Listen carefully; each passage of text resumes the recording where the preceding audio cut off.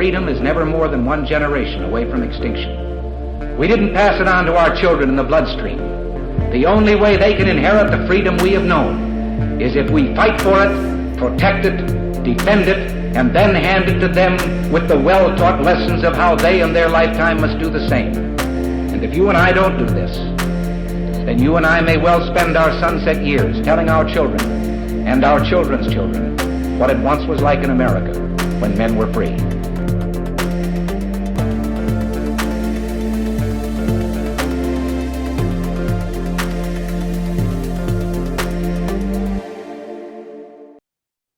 Hey everybody, welcome to episode number 345 of Gun Freedom Radio, where we engage, we educate, and we inform. We are brought to you by azfirearmsauctions.com, where you set the price on guns, ammo, and accessories. I am one of your hosts, Cheryl Todd. And I'm the other guy, Dan Todd. Our theme today is by the consent of the governed, and our guest is Dave Kopp.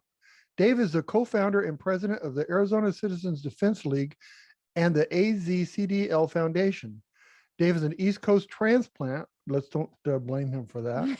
A former computer programmer and a family man. Dave spends his time restoring and protecting the rights to keep and bear arms through legislative lobbying. It's easy for you to say. Lobbying. He is a strong voice protecting Arizonans against anti-rights groups and legislation that seeks to limit our freedoms. Welcome back to the show, Dave, and for all your efforts lobbying. I every day, first thing in the morning, you don't. Every day is your first day. Lobbying. Okay, welcome, Dave. How you doing? Thanks for having me back. Absolutely. So I've titled the show today. It's a lengthy title, by the consent of the governed, because in political philosophy, the phrase consent of the governed refers to the idea that a government's legitimacy and moral right to use state power is justified and lawful only when consented to by the people or society over which that political power is exercised. It seems nowadays that our consent is merely the vote that we use to hire our representatives. And after that, once they're in office, they're free to do whatever they want. Is that how it's supposed to work, Dave? How it's supposed to work? No. We always get into that disconnect between reality and the way it should be.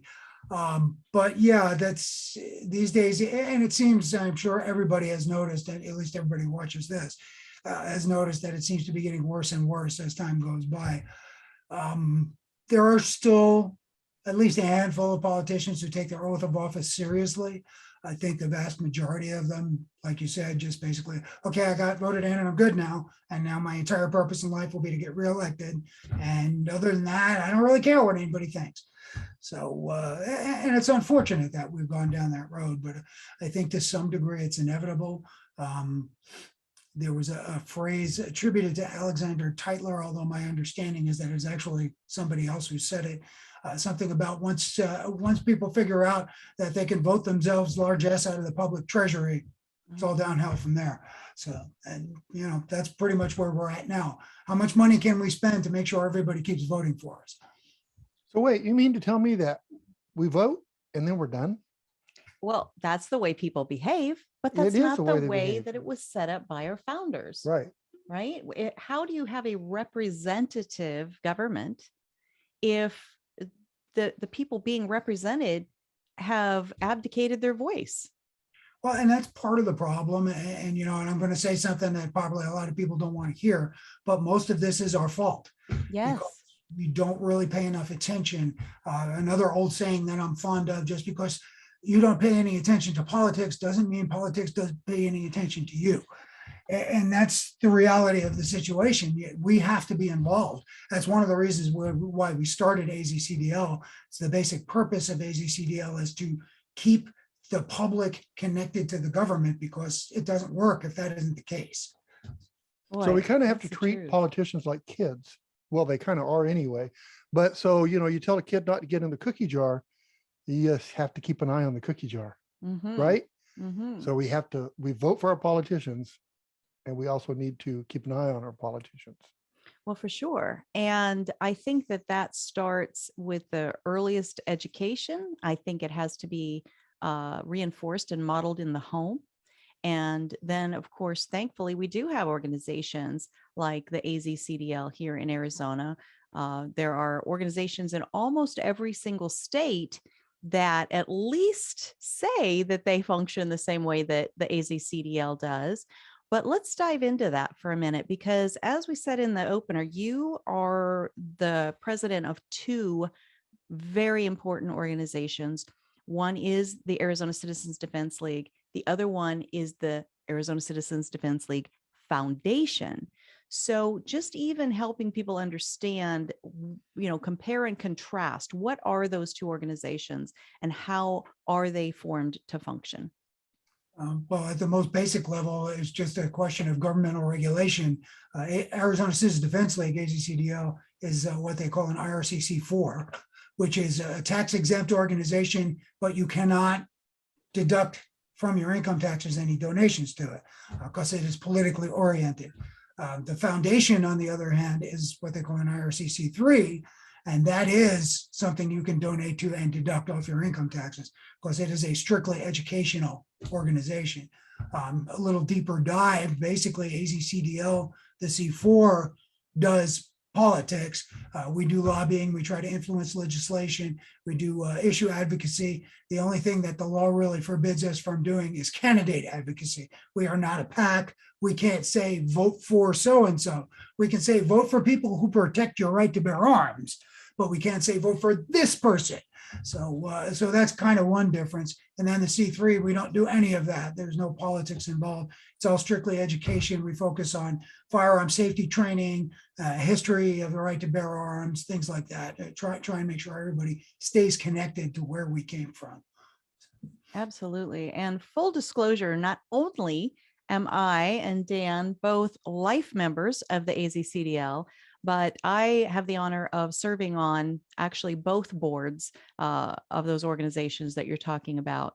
And it's a passion of mine. And I was so honored when I was invited to participate at that level. And I think I was appointed to one and voted in on the other, or vice versa. But either way, I feel like I was already supporting everything that AzCDL does because the work is that important.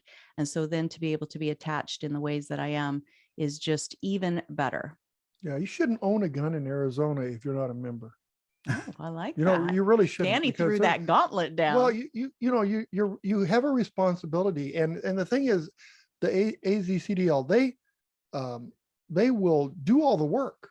All you do is have to weigh in on it, right? Pay attention. They do all the work and support them. And really, I don't think you have any reason to have a gun if you're not willing to fight for your rights to have the gun somehow. What do you think about that, Dave?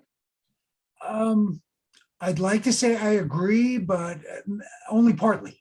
And here's why. And I've had this conversation over the years with people about CCW holders versus, the folks who won't get a CCW because it's my constitutional right.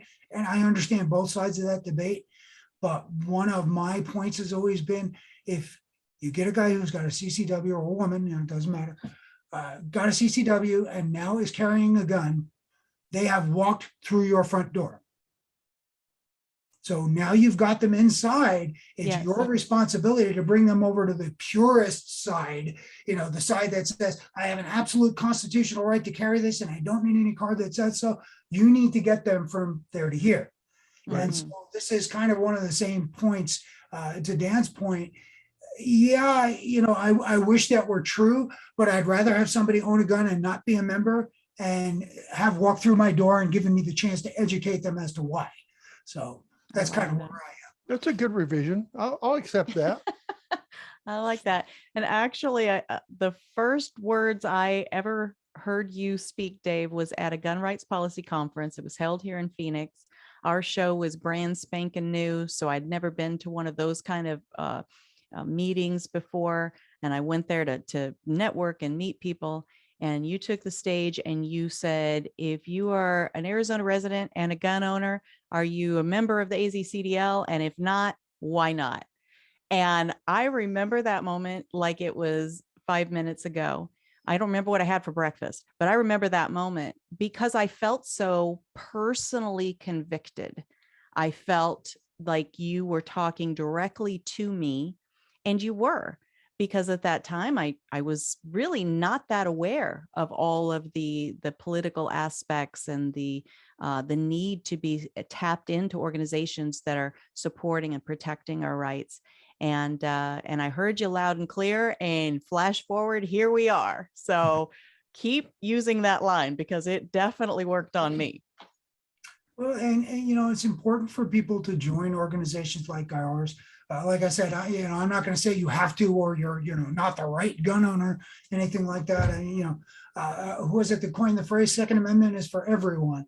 And so, I don't care who you are, what your race is, what your creed is, what your gender preference is, or any of that. As far as I'm concerned, you have a Second Amendment right, protected right to bear arms. You have a right protected under the Arizona Constitution, Article 2, Section 26, to bear arms, and you should bear arms. But it is important to join organizations like ours. At the very least, and I've said this for years, if you just write a check for $30 every year, you're helping us, even if you do nothing else. But if you want to go to the next level and help out and recruit people at gun shows, hey, that's great too, and we'll take it. If you want to go to the next level up and come down to the Capitol and help me lobby and testify in front of committees, we'll take it. We'll take any help we can get.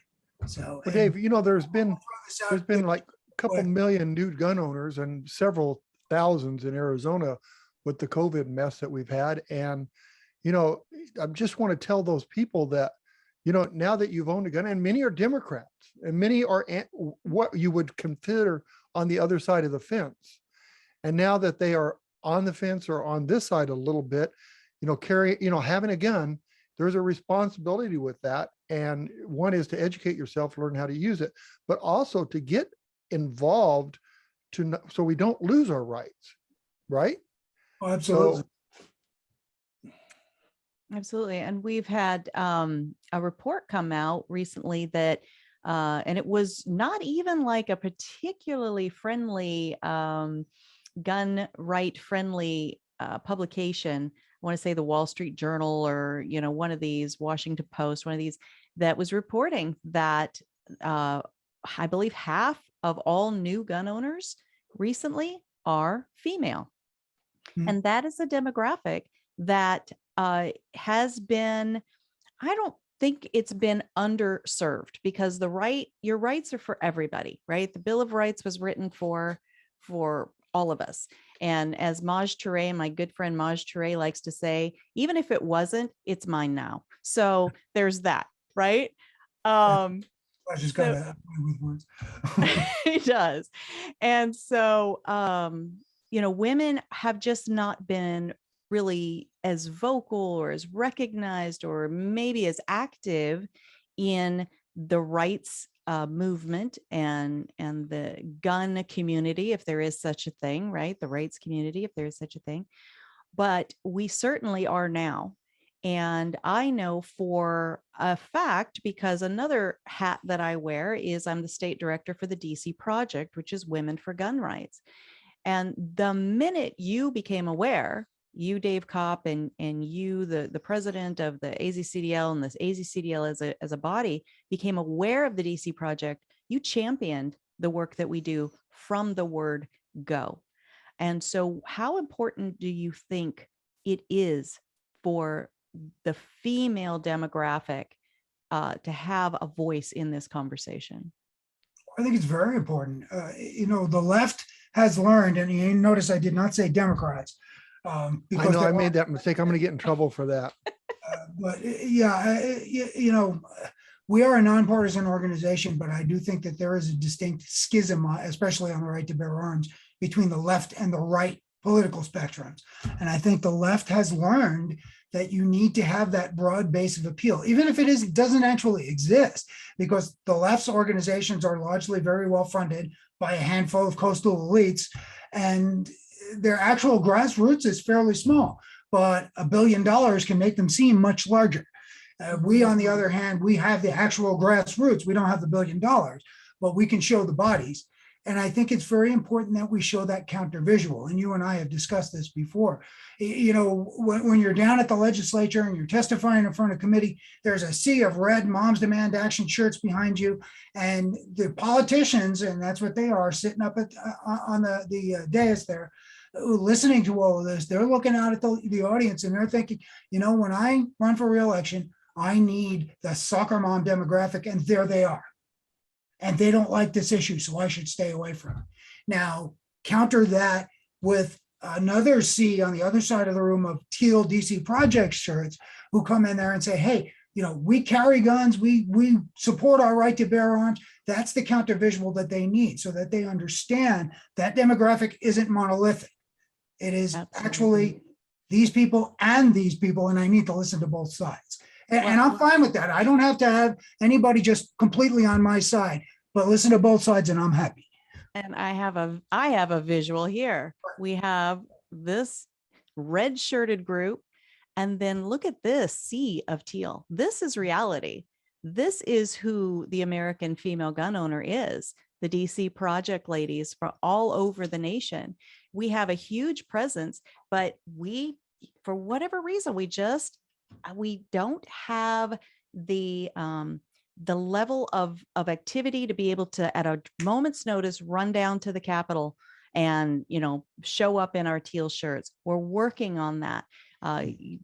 The AzCDL gives us that encouragement. You offer us the information about what's going on, what's important to get behind.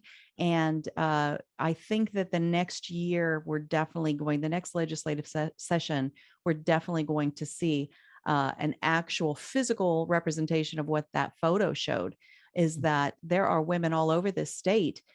And as state director of the DC Project, I'm working on, you know, bringing out at least one woman from each of our 30 legislative districts so that we can show up at these things in our individual district and then at the state capitol, because we're out there. I mean, we're just too quiet and we're just too distracted. And so following the work that the AzCDL does, where I think we've got some great momentum for this next year. Right. I agree with that. And I'm thinking, you know, back in the day when, you know, they were trying to take our guns away from us, the women were stronger on the negative side, you know, wanting to take our guns away. Okay. But women have started getting into the shooting sports and really strong with it. And women network better than anybody. It's true. So at first it was just the women that was against guns, you know, they had their little group. And now we have all these women that are for guns. They're going to drown out those red shirts. Well, the thing is, once they realize that, you know, over the past year and a half, how many brand new gun owners are there, and how many are women, as we're talking about, because women are starting to realize, well, wait a minute, maybe it sounded good. Maybe it felt good to say, you know, to get behind this mom's demand stuff. But the reality, what's going to actually do good is being able to protect my one and only God-given life and the lives of my family members. And what's the best tool for that? Oftentimes it is a gun.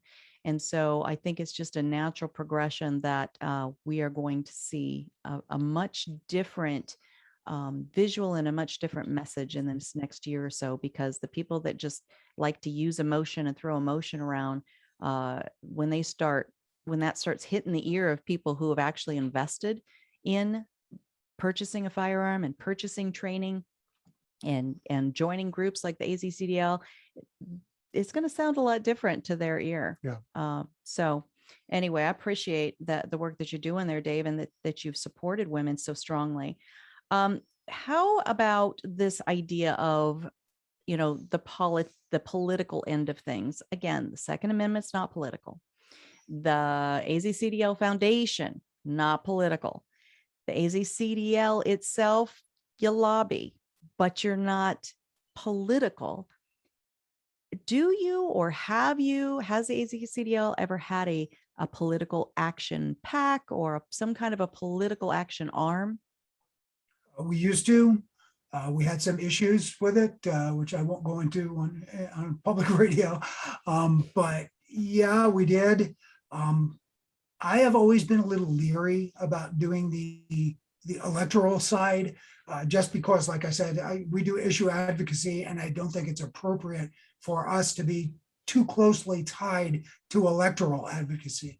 On the other hand, though, we are having some discussions with some other folks, maybe taking part in participating in the formation of a general Arizona gun rights kind of pack, where we wouldn't be directly in control of it, but we would advise it and, basically kind of guide it along.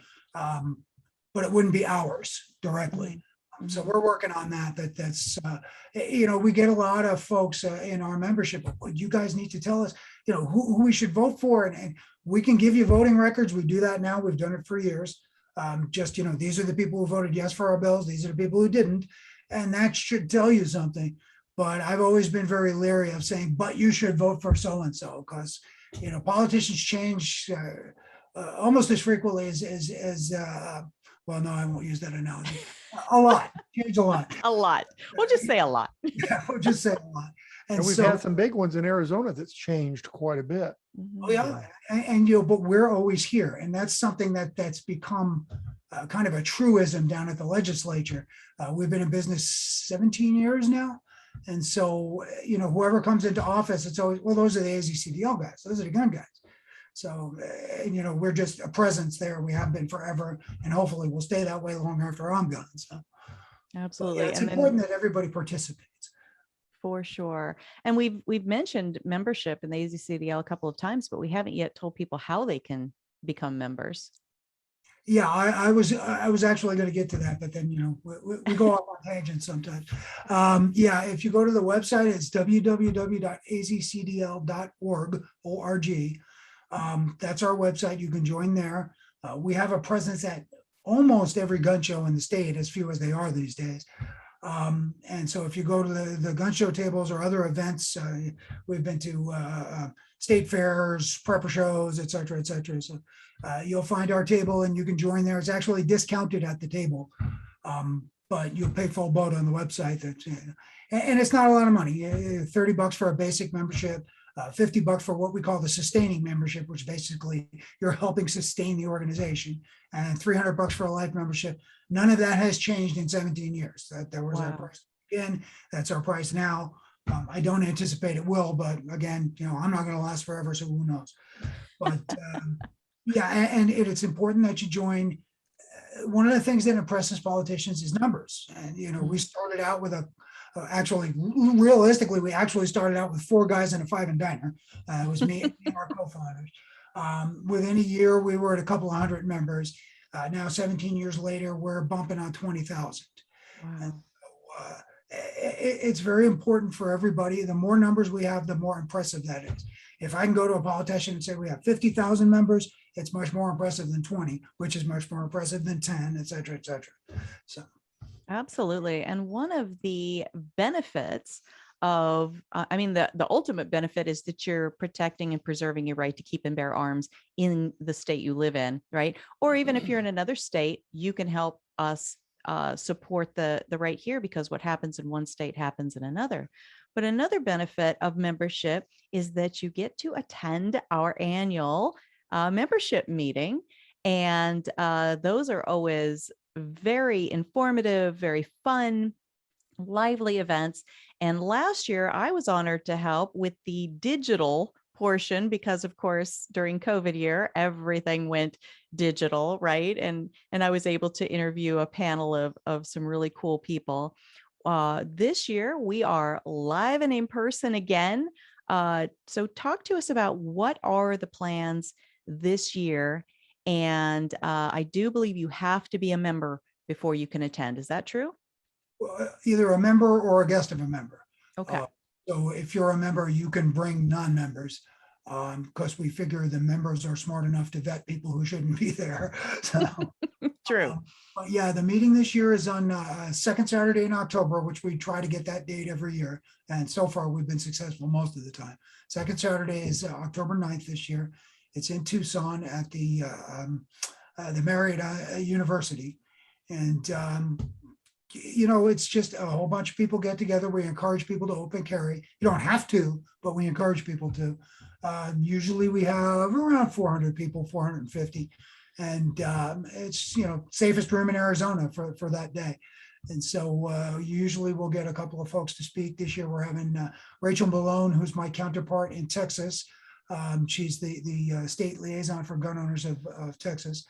And she just, her and of course, other people who work out in Texas just succeeded in getting constitutional carry there this year. So that's something that she gets to talk about. And Rachel's a great speaker. So, if you've never seen Rachel, please come and, support us and support her. And then we'll usually have a couple of local politicians show up that are supportive of us, and they'll usually say a few words. I'll say my 5 or 10 minute speech, at the beginning. This is what's going on, and this is why you should, always support AzCDL forever. And we have a great time. We have a good meal, and we all talk. And we usually have a silent auction. This year, we're not doing that. Just the demographics with COVID and everything has made everything much more difficult. But at least we're able to get together in person for a change. But yeah, so hopefully by next year, COVID restrictions will be a thing of the past, but they're not yet. So we're still having our issues. But encourage everybody to come. If you're not a member, join. Go on the website, join. You can buy tickets right after you join. Just put your membership number in. And yeah, if there's any questions, you can always call Tom. He's our treasurer, and he'll help you out. So. Absolutely. And so one comment about Rachel Malone is she is someone who she grew up feeling not great about guns. Mm-hmm. I believe she would say that she was actually on the side of being anti-gun. And then through her own experiences and her own training and education, she realized how important not only the tools are, but the rights to the tools. Even if she didn't ever want to own one, she started understanding how important it was to have the rights for herself and all future generations. And now she's the head of the Gun Owners of America in Texas. I mean, so never say never, and always invite in people into the conversation, even if you think they might not be friendly to it or open to it, right? It's an interesting dynamic that I've noticed, and I've been doing this for years, even before we started AzCDL. It is generally the case, and I say generally just because I don't know if there is actually anybody on the other side of the equation, but it is generally the case that people go from anti to pro and not the other way.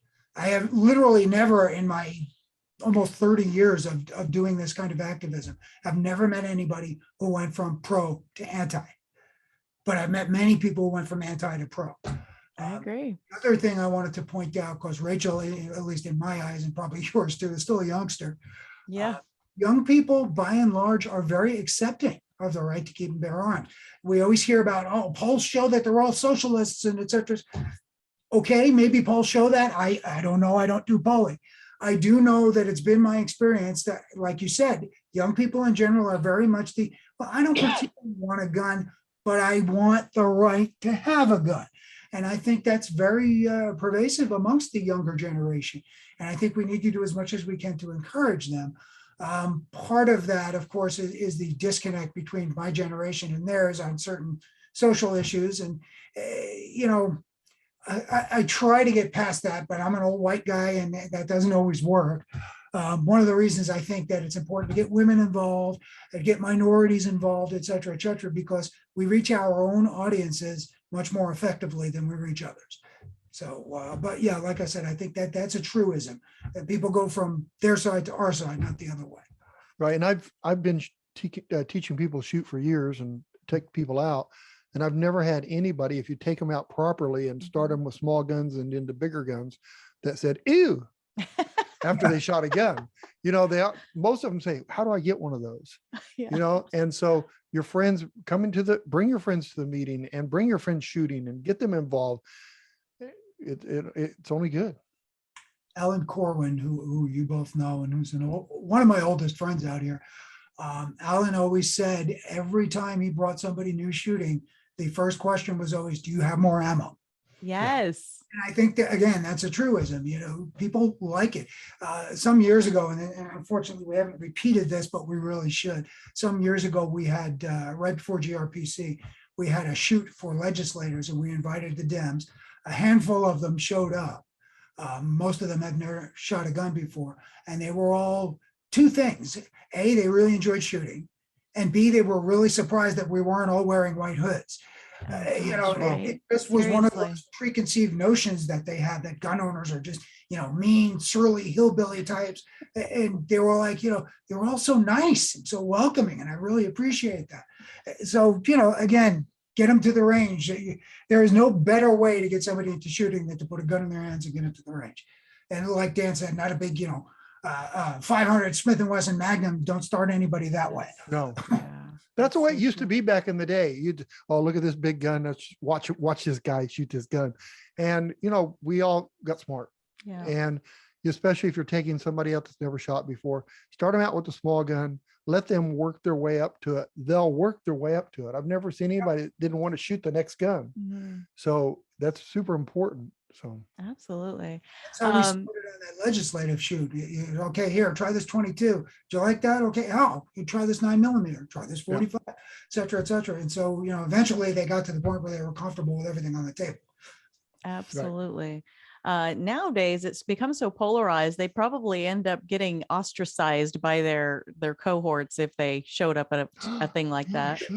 But we should still invite them because there are still independent thinkers out there, and people with just enough of a rebel spirit that they're not gonna, buckle under necessarily the entire party line.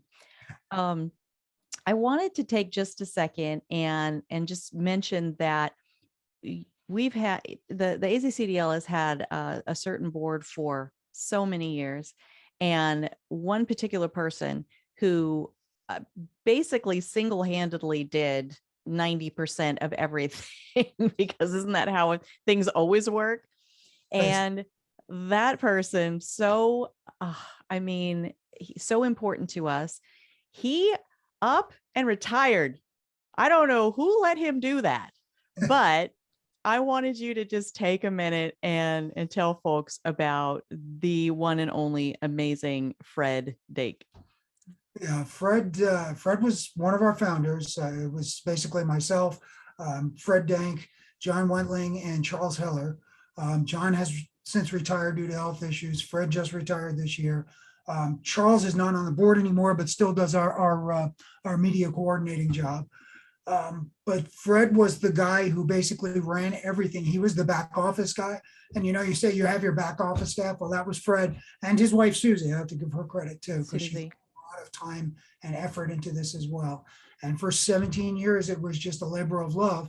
And somehow or another in this last year, Fred, broke the chain that we had around his ankle to his desk and said, you know what, I was retired when I took this job, and it became literally a full-time 24/7 job for him for 17 years. And he said, I think I'm going to actually retire now. And Fred's in his 70s now. So, God bless him. We wish him all the best.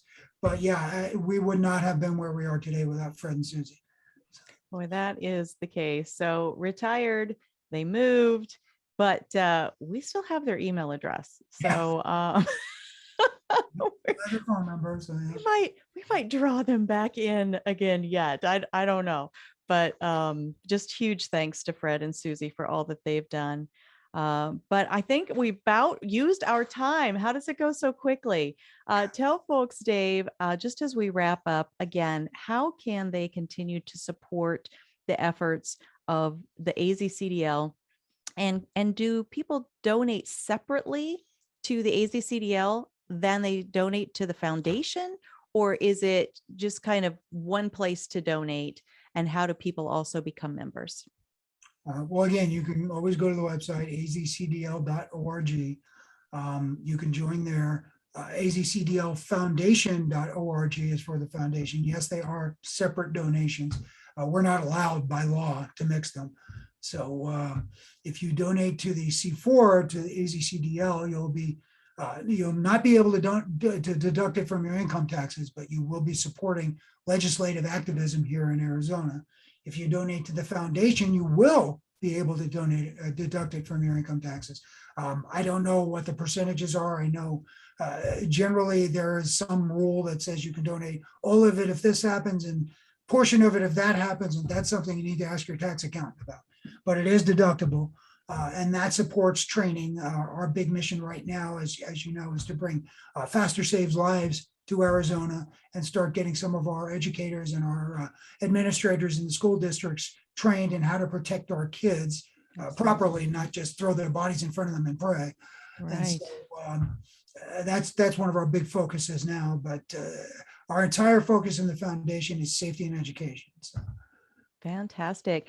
And I know that there is a super easy way to support the AzCDL Foundation financially, and that is through Amazon. I mean, we all shop on Amazon, right? We're getting ready to start shopping like crazy for the holidays. So do you know the mechanism for that? Well, if you have an Amazon account, and I think pretty much everybody in the world does at this point, you can go to what they call Amazon Smile.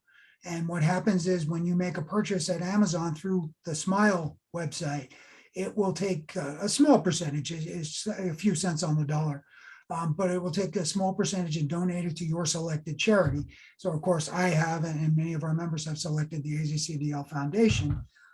We get, I don't know how much, a few $1,000s a year out of it. And of course, you know, every little bit helps. And so that's their way of helping people through their purchases, because you know, who doesn't shop on Amazon these days? So yeah, so that's one way of doing it, and you can do that through our website as well. There is a link to Amazon Smile.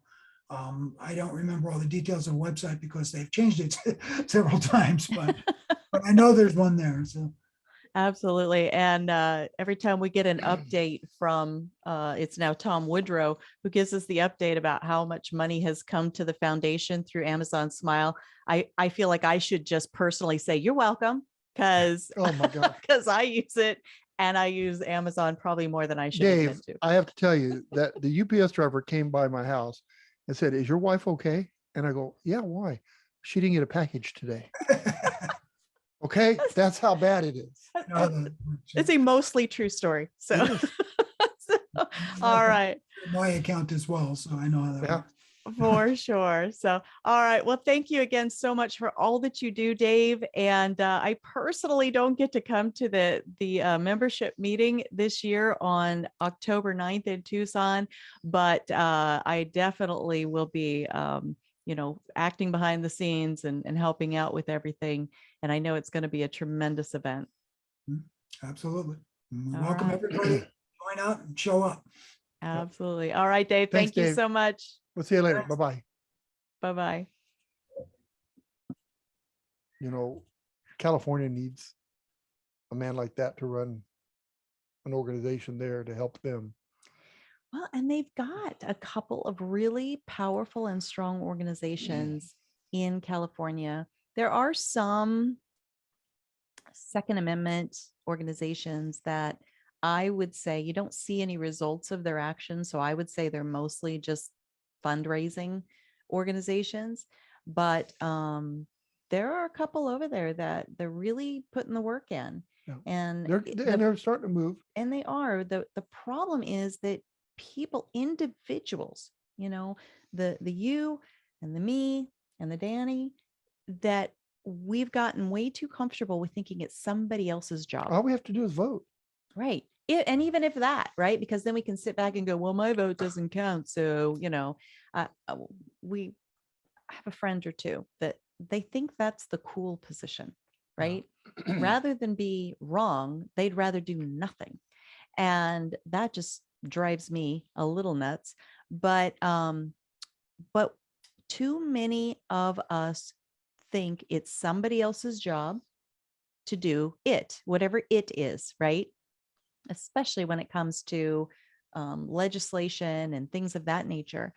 And we have to wake up, many of us have in this past year and a half, wake up and realize, oh no, it's that person in the mirror. that's the one that can do something and has to do something. Right. And so if you looked at all the people in California that own a firearm of some sort, and I'm going to take it a step further, an arm of some sort, because are firearms the only kind of arms? Right. Are they? No. No. What else is an arm? Knives, right? Chainsaws. Chainsaws. That's Getting possible. to be Halloween. It's, we can talk But about chainsaws.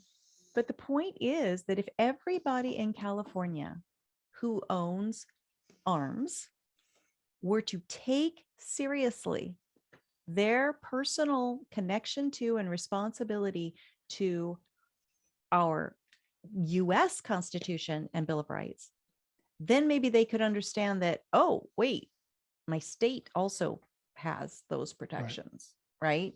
And if we've lost those protections, I need to do something about that. It would be such a groundswell.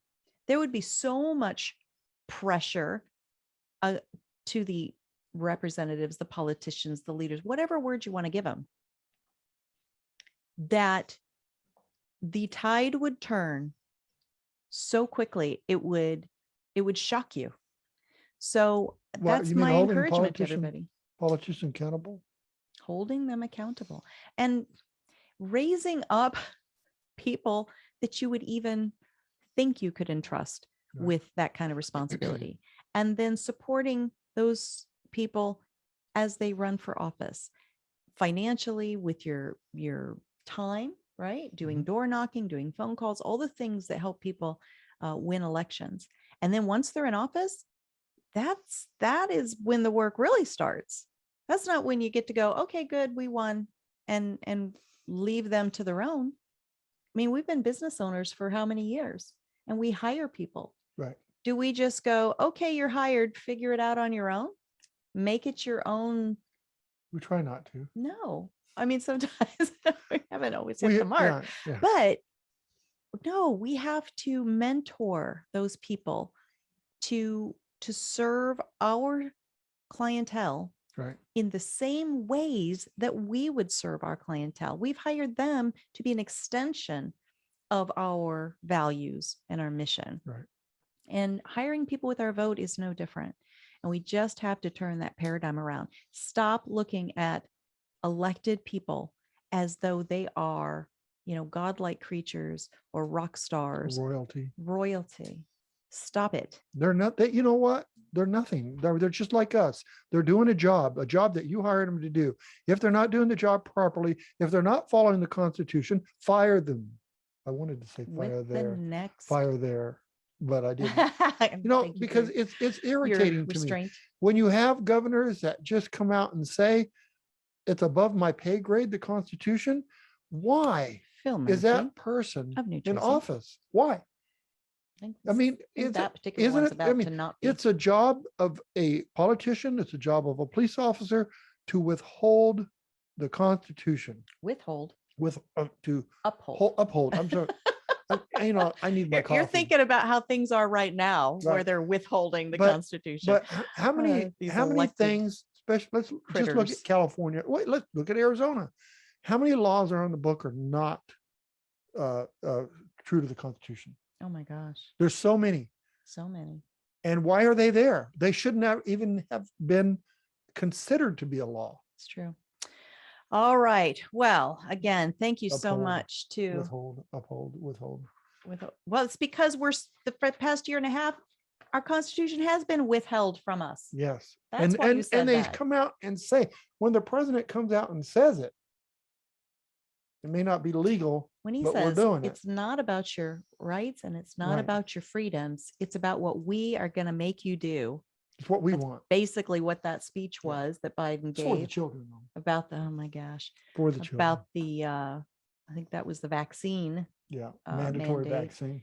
Yeah. Thing. It's like he told you right there that, that is exactly about your rights. If you don't have the ability to say no, then that's something that on a personal level, put on my psychologist hat. How someone accepts your no tells you pretty much everything you need to know about your relationship with that person and whether or not that person respects you as an individual, a sovereign individual, separate from them. If you can say no and they still love you and still respect you, things are good. If Sort of you like say how I no and they want to impart some punishment to diminish you or your life in some way, that is a sick relationship, Right. whether it's a personal relationship or with your government. And I think we are in a very sick relationship with our government Right. right And now. speaking of the vaccine mandate that they want to do, I heard on the Daily Wire today Mhm.